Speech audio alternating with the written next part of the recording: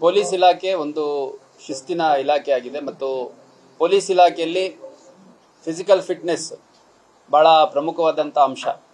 Recruitment ಟೈಮಲ್ಲೇ ನಾವು ನಿರ್ದಿಷ್ಟವಾದಂಥ height, ನಿರ್ದಿಷ್ಟವಾದಂಥ weight ಮತ್ತು ಅವ್ರದ್ದು ಏರೋಬಿಕ್ ಕೆಪಾಸಿಟಿ ಸೇರಿದಂತೆ ಅವರು ಎಷ್ಟು ಡಿಸ್ಟೆನ್ಸನ್ನು ಎಷ್ಟು ಸಮಯದಲ್ಲಿ ಓಡಬಹುದು, ಎಷ್ಟು ತೂಕದ ಕಲ್ಲನ್ನು ಎಷ್ಟು ದೂರ ಎಸಿಬಹುದು, ಹೈ ಜಂಪ್, ಲಾಂಗ್ ಜಂಪ್ ಸೇರಿದಂತೆ ಫಿಸಿಕಲ್ ಆಕ್ಟಿವಿಟಿ ಮತ್ತು ಫಿಸಿಕಲ್ ಮೊಬಿಲಿಟಿ ಅವ್ರದ್ದೇನಿದೆ ಅದ್ರ ಬೇಸಿಸ್ ಮೇಲೆ ಫಿಸಿಕಲ್ ಸೆಲೆಕ್ಷನ್ ಆಗುವಂಥದ್ದು. ನಂತರ ಪರೀಕ್ಷೆ ಮಾಡಿಬಿಟ್ಟು ಅವರ ಮಾನಸಿಕ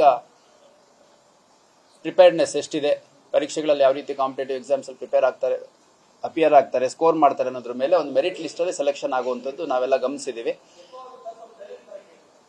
ಆದರೆ ಪೊಲೀಸ್ ಇಲಾಖೆಯಲ್ಲಿ ಕಾರಣಾಂತರದಿಂದ ಇಲಾಖೆಗೆ ಸೇರ್ಕೊಂಡ ಮೇಲೆ ಇಲಾಖೆಯಲ್ಲಿ ಸೇರುವಾಗ ಇದ್ದಂಥ ಫಿಟ್ನೆಸ್ಸನ್ನು ಮೇಂಟೈನ್ ಮಾಡ್ಕೊಳಲ್ಲ. ಕೆಲವೊಮ್ಮೆ ಸಾಮಾಜಿಕ ಜಾಲತಾಣಗಳಲ್ಲಿ ಪೊಲೀಸರ ಫಿಟ್ನೆಸ್ ಒಂದು ಹಾಸ್ಯಾಸ್ಪದ ವಸ್ತು ಆಗಿರುವಂಥದ್ದು ಕೂಡ ನಾವು ಗಮನಿಸಿದ್ದೇವೆ. ಹಂಗಂತ ಈ ಸಿನಿಮಾಗಳಲ್ಲಿ ತೋರಿಸೋ ರೀತಿಯಲ್ಲಿ ಅಥವಾ ಸಾಮಾಜಿಕ ಜಾಲತಾಣಗಳಲ್ಲಿ ತೋರಿಸೋಷ್ಟು ಅನ್ಫಿಟ್ ಏನು ನಮ್ಮ ಪೊಲೀಸ್ ಅಧಿಕಾರಿ ಸಿಬ್ಬಂದಿಗಳು ಫಿಸಿಕಲಿ ಇರಲ್ಲ. ಭಾಳಷ್ಟು ಜನ ಒಂದು 90-95% ತುಂಬ ಆರೋಗ್ಯದ ಬಗ್ಗೆ ಕಾಳಜಿ ಇರುವಂಥವ್ರು ಇರ್ತಾರೆ. ಅದರಲ್ಲಿ ಕೆಲವ್ರಿಗೆ ಆರೋಗ್ಯದ ಬಗ್ಗೆ ನೆಗ್ಲೆಕ್ಟ್ ಮಾಡಿ ಅಥವಾ ಕೆಲವು ಹೆಲ್ತ್ ಇಶ್ಯೂಸ್ ಇರೋದ್ರಿಂದ ಕೂಡ ಫಿಟ್ನೆಸ್ ಹಾಳು ಮಾಡ್ಕೊಂಡಿರುವಂಥವ್ರು ಇರ್ತಾರೆ. ಅದರ ಹಿನ್ನೆಲೆಯಲ್ಲಿ ನಮ್ಮ ಹುಬ್ಬಳ್ಳಿ ಧಾರವಾಡ ಕಮಿಷನರೇಟ್ ವ್ಯಾಪ್ತಿಯಲ್ಲಿ ನಮ್ಮ ಹಿರಿಯ ಅಧಿಕಾರಿಗಳ ಸೂಚನೆ ಮೇರೆಗೆ ಒಂದು ಫಿಟ್ನೆಸ್ ಟ್ರಾನ್ಸ್ಫಾರ್ಮೇಷನ್ ಮಾಡಬೇಕು ಅಂತಂದು ನಾವು ನಿರ್ಧರಿಸಿ ಕಳೆದ 4 ವಾರಗಳಿಂದ ಈ ಫಿಟ್ನೆಸ್ ಟ್ರಾನ್ಸ್ಫಾರ್ಮೇಷನ್ ಎಫರ್ಟ್ಸ್ ನಡೀತಾ ಇದೆ. ನಾನು ಮಧ್ಯದಲ್ಲಿ ಒಮ್ಮೆ ವಿಸಿಟ್ ಮಾಡಿದ್ದೆ. ಈಗ 2ನೇ ಬಾರಿ ವಿಸಿಟ್ ಮಾಡುವಂಥ ಸಂದರ್ಭದಲ್ಲಿ ನನಗೆ ಭಾಳ ಖುಷಿಯಾದ ಕೆಲವು ವಿಷಯಗಳು ಗಮನಕ್ಕೆ ಬಂತು. ನಮ್ಮ ಮೋಹನ್ ಕುಲಕರ್ಣಿ ಅನ್ನುವಂಥ ಒಬ್ಬ ಟ್ರಾಫಿಕ್ ASI ಸುಮಾರು 28 ದಿನಗಳಲ್ಲಿ 11 kg ತೂಕವನ್ನು ಇಳಿಸ್ಕೊಂಡಿದ್ದಾರೆ. ಅದೇ ರೀತಿ ಹೊಸ್ಮನಿ ಅನ್ನುವಂಥ ಒಬ್ಬ ಹೆಡ್ ಕಾನ್ಸ್ಟೇಬಲ್ 9 kg, ಬೆಳಗಾವಿ ಅನ್ನೋ ಒಬ್ಬರು ಹೆಡ್ ಕಾನ್ಸ್ಟೇಬಲ್ 9 kg ಮತ್ತು ಶಹನಾಜ್ ಅನ್ನುವಂಥ ಮಹಿಳಾ ASI 7 kg ಸೇರಿದಂತೆ 4ರಿಂದ 11 kg ರೇಂಜಲ್ಲಿ ಅವ್ರವ್ರ ಬಾಡಿ ಯಾವ ರೀತಿ ರೆಸ್ಪಾಂಡ್ ಮಾಡುತ್ತೆ ಅನ್ನೋದ್ರ ಮೇಲೆ ಇಲ್ಲಿ ವೆಯ್ಟ್ ಕಳ್ಕೊಂಡಿರುವಂಥದ್ದನ್ನು ನಾವು ಗಮನಿಸಿದ್ವಿ. ಇದು 1 ತಿಂಗಳ ಕಾರ್ಯಾಗಾರವಾಗಿ ನಾವು ಮಾಡಿದ್ವಿ. 1 ತಿಂಗಳಲ್ಲಿ ಇಲ್ಲೇ ನಮ್ಮ ನ್ಯೂ CR ಏನು ಏರ್ಪೋರ್ಟ್ ರೋಡಲ್ಲಿದೆ ಅಲ್ಲಿ ಅವ್ರಿಗೆ ಅಲ್ಲೇ ವಾಸ್ತವ್ಯದ ವ್ಯವಸ್ಥೆಯನ್ನು ಕೂಡ ಮಾಡಿ ಬೆಳಗ್ಗೆಯಿಂದ ರಾತ್ರಿವರೆಗೂ ಒಂದಲ್ಲ ಒಂದು ರೀತಿಯ ಚಟುವಟಿಕೆಯಲ್ಲಿ ಅವ್ರನ್ನ ತೊಡಗಿಸುವಂಥದ್ದು. ಅದರಲ್ಲಿ ಮಾರ್ನಿಂಗ್ ಸ್ಟ್ರೆಚಿಂಗ್ ಎಕ್ಸಸೈಸ್ ಇರುತ್ತೆ, ಆಮೇಲೆ ವಾಕಿಂಗ್ ಕಮ್ ರನ್ನಿಂಗ್, ಅದಾದಮೇಲೆ ಯೋಗ, ಅದ್ರ ಜೊತೆಗೆ ಡ್ರಿಲ್. ನಮ್ಮ ಪೊಲೀಸ್ ಇಲಾಖೆಯಲ್ಲಿ ಏನು ಡ್ರಿಲ್ ಮಾಡ್ತಾರೆ ಆ ಡ್ರಿಲ್ಲಲ್ಲಿ ಭಾಳ ಒಳ್ಳೆ ಒಂದು ಕ್ಯಾಲೋರಿ ಬರ್ನ್ ಆಗುತ್ತೆ ಮತ್ತು ಫಿಟ್ನೆಸ್ ಇಂಪ್ರೂವ್ ಆಗುತ್ತೆ ಅನ್ನೋ ಕಾರಣಕ್ಕೆ ಡ್ರಿಲ್ ಮಾಡುವಂಥದ್ದು. ಮತ್ತು ಈವ್ನಿಂಗ್ ಅಗೇನ್ ವಾಕಿಂಗು, ಸ್ಟ್ರೆಚಿಂಗು ಮತ್ತು ಯಾವುದಾದ್ರು ಒಂದು ಸ್ಪೋರ್ಟ್ ಆ್ಯಕ್ಟಿವಿಟಿ. ಅದ್ರ ಜೊತೆಗೆ ಮೆಡಿಟೇಷನ್. ಪತಂಜಲಿ ಯೋಗ ಕೇಂದ್ರದವರು ನಮಗೆ ಯೋಗಕ್ಕೆ ಸಹಕಾರ ಮಾಡಿದರು ಮತ್ತು ಬ್ರಹ್ಮಕುಮಾರಿ ಸಂಸ್ಥೆಯವರು ಮೆಡಿಟೇಷನ್ಗೆ ಸಹಕಾರ ಮಾಡಿದರು ಅನ್ನುವಂಥ ವಿಷಯ ನನಗೆ ತಿಳಿದು ಬಂತು. ಅದ್ರ ಜೊತೆಗೆ ಫುಡ್ ಏನಿದೆ ಭಾಳ low calorie and healthy food.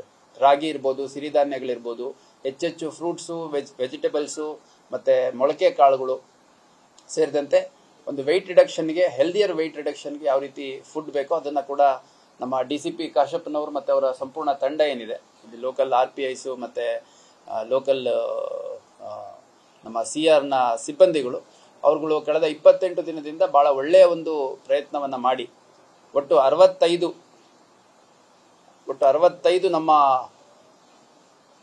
ಅಧಿಕಾರಿ ಮತ್ತು ಸಿಬ್ಬಂದಿಗಳಿಂದ ಸುಮಾರು 400ಕ್ಕೂ ಹೆಚ್ಚು kgಯಷ್ಟು ತೂಕವನ್ನು ಹೊರ ಹಾಕೋದ್ರಲ್ಲಿ ಯಶಸ್ವಿಯಾಗಿದ್ದಾರೆ. ಅಂದರೆ 4ರಿಂದ 11 kg ತೂಕ ಅವರು ರೆಡ್ಯೂಸ್ ಮಾಡಿದ್ದಾರೆ ಅಂತಂದಾಗ ಇಂಡಿವಿಜುವಲಿ ಒಬ್ಬೊಬ್ರು ಎಷ್ಟೆಷ್ಟು ಲೂಸ್ ಮಾಡಿದ್ದಾರೆ ಅಂತ ನೋಡಿದಾಗ ಆನ್ ಆನ್ ಎವರೇಜ್ 6ರಿಂದ 6.5 kg ಒಬ್ಬರು ವ್ಯಕ್ತಿ ಲೂಸ್ ಮಾಡಿದ್ದಾರೆ. ಆ ಲೆಕ್ಕಕ್ಕೆ ಸುಮಾರು 400 kgಯಷ್ಟು ಅನ್ನೆಸೆಸರಿ ಅನ್ವಾಂಟೆಡ್ ಒಬೇಸ್ ವೆಯ್ಟ್ ಏನಿತ್ತು ಅವರವರ ಬಾಡಿಯಿಂದ ಹೊರಗೆ ಹಾಕೋದ್ರಲ್ಲಿ ನಮ್ಮ ಅಧಿಕಾರಿ ಸಿಬ್ಬಂದಿಗಳು ಯಶಸ್ವಿಯಾಗಿದ್ದಾರೆ. ಮತ್ತು ಅಧಿಕಾರಿ ಸಿಬ್ಬಂದಿಗಳು ಕೂಡ ಭಾಳ ಖುಷಿಯಿಂದ ಭಾಗವಹಿಸಿದ್ದಾರೆ. ಯಾಕೆಂದರೆ ಅವ್ರಿಗೆ ಈ ಸಂದರ್ಭದಲ್ಲಿ ನಮ್ಮ ಎಮರ್ಜೆನ್ಸಿ ಕೆಲಸಗಳಿದ್ದಾಗ ಕರ್ತವ್ಯ ಕೂಡ ನಿರ್ವಹಿಸಿದ್ದಾರೆ. ಮೊಹರಂ ಬಂದೋಬಸ್ತಲ್ಲಿ ಭಾಗವಹಿಸಿದ್ದಾರೆ, ಮಧ್ಯದಲ್ಲಿ VIP ಬಂದೋಬಸ್ತಿಂದ ಭಾಗವಹಿಸಿದ್ದಾರೆ. ತಮ್ಮ ದಿನನಿತ್ಯದ ಕೆಲಸದ ಹೊರತಾಗಿಯೂ ಕೂಡ ಈ ಒಂದು ಡೆಡಿಕೇಶನಿಂದ ಎಲ್ಲ ಪಾರ್ಟಿಸಿಪೇಟ್ ಮಾಡಿದ್ದಾರೆ. ಪ್ರಾರಂಭದಲ್ಲಿ 1-2-3 ದಿನ ಅವರಲ್ಲಿ ಕೆಲವರಿಗೆ ಫೋರ್ಸಿಬಲಿ ನಮಗೆ ಇಂಪೋಸ್ ಮಾಡಿದ್ದಾರೆ. ಈ ಕ್ರೈಟೀರಿಯಾ ನಾವು ಇಟ್ಕೊಂಡಿದ್ದು 90 kgಗಿಂತ ಹೆಚ್ಚಿರುವಂಥ ಗಂಡು ಮಕ್ಕಳು, ಅಂದರೆ ಮೇಲ್ ಆಫೀಸರ್ಸ್ ಆ್ಯಂಡ್ ಸ್ಟಾಫು ಮೆನ್, ಮತ್ತು 70 kgಗಿಂತ ಹೆಚ್ಚಿರುವಂಥ ಲೇಡಿ ಆಫೀಸರ್ಸ್ ಆ್ಯಂಡ್ ಸ್ಟಾಫ್ ಅವ್ರನ್ನ ನಾವು ಐಡೆಂಟಿಫೈ ಮಾಡಿದ್ವಿ. ಪ್ರಾರಂಭದಲ್ಲಿ ಭಾಳಷ್ಟು ಜನ ಇಲ್ಲ ನಮಗೆ ಆ ಹೆಲ್ತ್ ಇಶ್ಯೂಸ್ ಇದೆ, ಇಶ್ಯೂಸ್ ಇದೆ, ಫ್ಯಾಮಿಲಿ ಕಮಿಟ್ಮೆಂಟ್ಸ್ ಇದೆ, ನಾವು ಬರೋಕ್ಕಾಗಲ್ಲ ಅಂತೆಲ್ಲ ಸ್ವಲ್ಪ ಮೈ ಕೊಡುವಿದ್ದುಂಟು. ಆದರೆ 1-2-3 ದಿನ ತರಬೇತಿ ಆದಮೇಲೆ ಅವ್ರಿಗೆ ರಿಯಲೈಸ್ ಆಗಿ ಭಾಳ ಡೆಡಿಕೇಟೆಡ್ ಆಗಿ ಪಾರ್ಟಿಸಿಪೇಟ್ ಮಾಡಿ ತುಂಬ ಒಳ್ಳೆ ರಿಸಲ್ಟನ್ನು ಕೊಟ್ಟಿದ್ದಾರೆ. ಇದು ಇನ್ನೂ 1 ವಾರಗಳ ಕಾಲ ಎಕ್ಸ್ಟೆಂಡ್ ಮಾಡಬೇಕು ಅಂತ ಮನವಿ ಮಾಡಿದ್ದಾರೆ DCP ಅವರು ಮತ್ತು ನಮ್ಮ ಪಾರ್ಟಿಸಿಪೆಂಟ್ಸು. ಹಂಗಾಗಿ ಇನ್ನೊಂದು ವಾರಗಳ ಕಾಲ ಎಕ್ಸ್ಟೆಂಡ್ ಮಾಡ್ತಾ ಇದ್ದೀವಿ. ಇದು ಇಲ್ಲಿ ನಿಲ್ಲಲ್ಲ, ಇದು ಒಂದು ಫೇಸಲ್ಲಿ ಮಾಡಿದ್ದೀವಿ. ಮತ್ತು ಇದ್ರದ್ದು ಏನು ಖರ್ಚು ವೆಚ್ಚ ಇದೆ ಎಲ್ಲ ಸಿಬ್ಬಂದಿಗಳೇ ಬೇರ್ ಮಾಡಿದ್ದಾರೆ. ಅದು ಆಹಾರದ್ದಿರ್ಬೋದು ಅಥವಾ ಬೇರೆ ಏನಾದರೂ ಗ್ಯಾಡ್ಜೆಟ್ಸ್ ಬೇಕಿರುವಂಥದ್ದು ಇರ್ಬೋದು, ಮತ್ತು ಯಾರು ಇವರಿಗೆ ತರಬೇತಿ ಕೊಡ್ಲಿಕ್ಕೆ ಬಂದಿದ್ರು ಅವ್ರಿಗೆ ಒಂದು ಗೌರವಧನ ಕೊಡುವಂಥದ್ದು ಇರ್ಬೋದು, ಸಂಪೂರ್ಣವಾಗಿ ಸಿಬ್ಬಂದಿಗಳೇ ಅವರ ಖರ್ಚಿನಲ್ಲಿ ಮಾಡಿರುವಂಥ ಒಂದು ವ್ಯವಸ್ಥೆ ಇದು.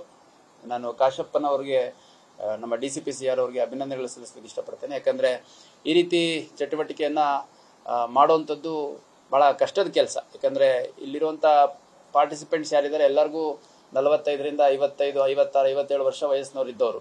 ಸೊ ಇಲಾಖೆಯಲ್ಲಿ ಭಾಳಷ್ಟು ಕಾಲ ಸರ್ವಿಸ್ ಮಾಡಿರುವಂಥವ್ರು. ಅವ್ರುಗಳ್ನ ಇಂಥ ಒಂದು ಕೆಲಸಕ್ಕೆ ಮೋಟಿವೇಟ್ ಮಾಡಿ ಎಂಗೇಜ್ ಮಾಡುವಂಥದ್ದು ಭಾಳ ಕಷ್ಟದ ಕೆಲಸ.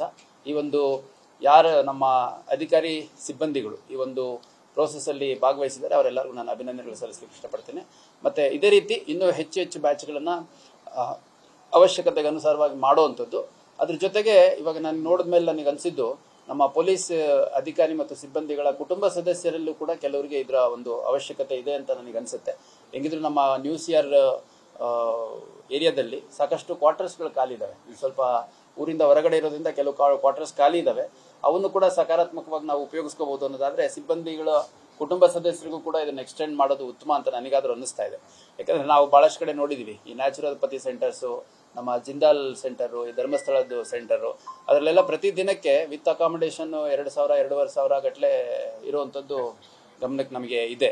ಅದ್ರ ಜೊತೆಗೆ ಅಲ್ಲೇನು ತರಬೇತಿ, ಅಲ್ಲೇನು ಆಹಾರ ಪದ್ಧತಿ ಮತ್ತು ಅಲ್ಲಿ ಯಾವ ರೀತಿ ಟ್ರೀಟ್ಮೆಂಟು ಸಿಗುತ್ತೆ, ಅದಕ್ಕೆ ಸ್ವಲ್ಪ ಹೆಚ್ಚು ಕಡಿಮೆ ಆನ್ ಪಾರ್ ಸಿಗುವಂಥದ್ದು ಮೋಸ್ಟ್ಲಿ ನನ್ನ ಲೆಕ್ಕದಲ್ಲಿ ಒಂದು 7-8 ಸಾವಿರದಲ್ಲಿ ಅವ್ರದ್ದು ಖರ್ಚು ವೆಚ್ಚ ಆಹಾರದ್ದೆಲ್ಲ ಮುಗಿದೋಗಿರ್ಬೋದು ಅಂತ ನಾನಾದರೂ ಭಾವಿಸ್ತೇನೆ. ಸೊ ಮುಂದಿನ ದಿನಗಳಲ್ಲಿ ಅಗತ್ಯ ಬಿದ್ದರೆ ನಮ್ಮ ಪೊಲೀಸ್ ಅಧಿಕಾರಿ ಸಿಬ್ಬಂದಿಗಳ ಕುಟುಂಬ ಸದಸ್ಯರಿಗೂ ಕೂಡ ಈ ಒಂದು ಸವಲತ್ತನ್ನು ಎಕ್ಸ್ಟೆಂಡ್ ಮಾಡೋ ರೀತಿಯಲ್ಲಿ ನಾವು ಪ್ರಯತ್ನ ಮಾಡ್ತೀವಿ ಅಂತ ಈ ಸಂದರ್ಭದಲ್ಲಿ ಹೇಳಿಕ್ಕೆ ಇಷ್ಟಪಡ್ತೀನಿ. ಈಗ ನಮ್ಮಲ್ಲಿ ಒಟ್ಟು 65 ಜನ ಏನಿದ್ರು, ಇವರು extremely obeys and heavy weights. ಈ ಕೆಲವರು ಹೈಟ್ ಇದ್ದಾರೆ ಅನ್ನೋ ಕಾರಣಕ್ಕೆ 90 kg ಇದ್ರು ಅಕ್ಸೆಪ್ಟಬಲ್ ಇರ್ಬೋದು ಕೆಲವರು. ಬಟ್ ಅವ್ರಗಳದ್ದು ಫಿಟ್ನೆಸ್ ನೋಡಿದಾಗ ಇವರು ಫಿಟ್ ಇದ್ದಾರೆ ಅಂತಂದಾಗ ಅವ್ರನ್ನ ಬಿಟ್ಟಿದ್ದಾರೆ. ಹಂಗಾಗ್ಬಿಟ್ಟು only 65 members were selected. Actually ಇವ್ರುಗಳಿಗೆ ಇನ್ನೊಂದು ರೌಂಡ್ ಆಫ್ ಟ್ರಾನ್ಸ್ಫಾರ್ಮೇಷನ್ ಅವಶ್ಯಕತೆ ಇದೆ ಅನ್ನೋಂಥದ್ದು ಕೆಲವರು ನೋಡಿದ್ರೆ ಅನ್ಸುತ್ತೆ. ಯಾಕಂದರೆ ಕೆಲವರು 121 kg ಇಂದ 110 kg ಆಗಿದ್ದೀನಿ ಅಂತ ಹೇಳ್ತಾರೆ. 110 kg is also even more. ಹಂಗಾಗಿ ಈಗ ಒಂದು ಬ್ಯಾಚ್ ಆಗಿದೆ, ಯಾಕಂದರೆ ಕಂಟಿನ್ಯೂಸ್ ನಾವು ಮಾಡೋಕ್ಕಾಗಲ್ಲ, ಇವ್ರನ್ನ ಮತ್ತೆ ಡ್ಯೂಟಿಗೆ ಎಂಗೇಜ್ ಮಾಡ್ಕೋಬೇಕಾಗತ್ತೆ. ಡೆಫಿನೆಟ್ಲಿ ಇನ್ನೊಂದು ಬ್ಯಾಚು ಅವಶ್ಯಕತೆ ಬಿತ್ತು, ಅಷ್ಟು ನಂಬರ್ಸ್ ಇದ್ದಾರೆ ಅಂತಂದರೆ ಅದನ್ನು ಮಾಡ್ತೀವಿ. ಅದ್ರ ಜೊತೆಗೆ ನಮ್ಮ ಪೊಲೀಸ್ ಅಧಿಕಾರಿ ಸಿಬ್ಬಂದಿಗಳ ಕುಟುಂಬ ಸದಸ್ಯರಿಗೆ ಒಂದು ಬ್ಯಾಚ್ ಮೊದಲು ಮಾಡುವಂಥ ಆಲೋಚನೆ ನಮಗಿದೆ. Thank you. ನ್ಯೂಸ್ ಫಸ್ಟ್, ನಿರ್ಭೀತಿಯಿಂದ ನಿಮ್ಮ ಪರವಾಗಿ.